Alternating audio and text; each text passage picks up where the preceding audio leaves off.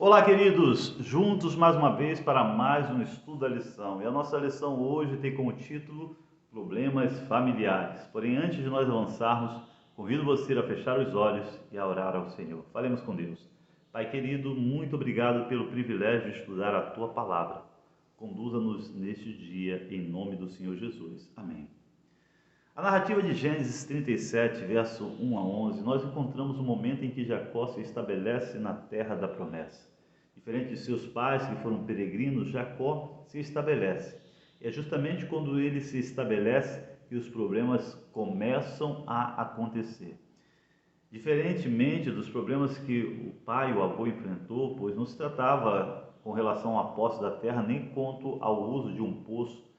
O problema era de cunho espiritual.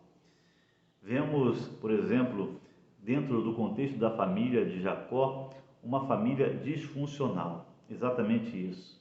Percebemos, pois, quando a narrativa discorre ali dos versos 1 a 11, vemos Jacó exercendo preferência quanto aos filhos. Nós vemos ali no versículo 3 que Jacó amava mais a José do que todos os seus irmãos.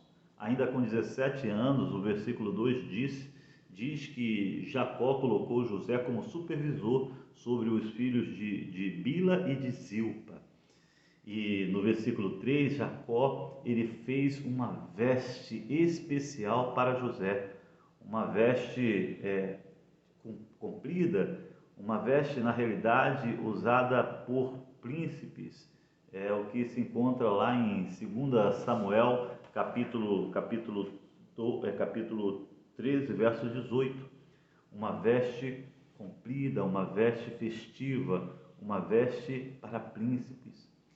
Bom, os irmãos notando isso, é dito no versículo 4 que eles passaram a odiar José de tal forma que não podia falar pacificamente com eles.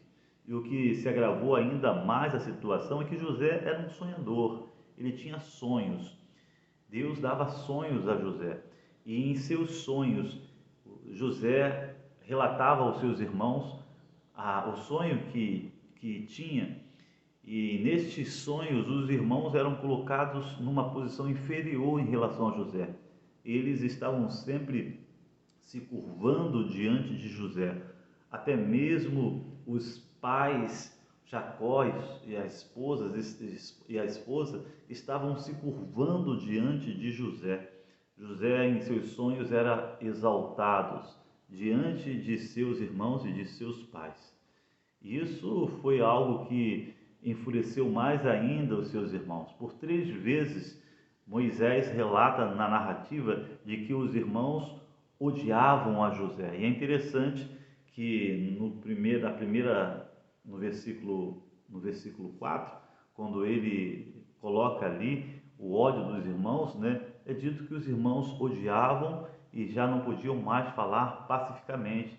E aí, nas outras citações é dito que eles o odiava ainda mais por conta dos sonhos. E posteriormente, mais uma ênfase, né? É dito que eles o odiava ainda mais, o odiava de uma forma ainda maior. Vai aumentando ali o ódio. Na realidade, o ódio é um ódio acentuado. Eles tinham tanto ódio que estavam dispostos a dar um jeito, um fim na vida de José. É isso mesmo. E isso, queridos, não é só pelo fato de José delatar as más ações dos filhos de Bila e de seus irmãos. Não é só por isso, não é só por conta dos sonhos, mas também porque ao receber uma veste, uma túnica especial, uma túnica de príncipes, né, de príncipe, como está relatado em 2 Samuel 13, versículo 18, denota a intenção de Jacó em colocar José como primogênito dentre os seus irmãos. E lá em 1 Crônicas, capítulo 5, versículo 2, é dito que Judá foi grande, e dele veio o príncipe, mas Jacó recebeu a primogenitura. José recebeu a primogenitura. Exatamente isso. E esse foi o ódio realmente acentuado dos irmãos para com José, porque ele era o escolhido do pai para ser o primogênito dentre todos os irmãos. Sabe, no versículo 10, quando Jacó ouve os sonhos, Jacó repreende José, mas o verso 11 é dito que ele guardava no coração, pois Jacó ele entendia que de alguma forma aquilo iria se cumprir. E como de fato se cumpriu. Nós vemos quando José foi colocado como governador de todo o Egito, essa realidade, esses sonhos que ele teve se cumpriram cabalmente.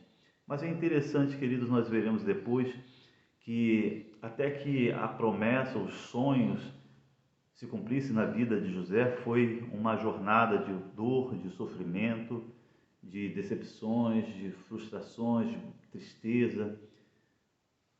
E aqui eu quero dizer uma coisa para você. Nessa vida nós iremos trilhar caminhos que nem sempre são caminhos favoráveis. Às vezes o sofrimento, a dor, a luta irá realmente bater em nossa porta. Jesus disse: no mundo tereis aflições, mas tende bom ânimo. Nós precisamos sempre andar nesta vida olhando para Jesus e confiando sempre em suas promessas. Deus está no controle de nossos passos e conduzirá no futuro conforme a vontade do Senhor. Deus está contigo e estará contigo até o fim. Que Deus te abençoe, um forte abraço e até a próxima.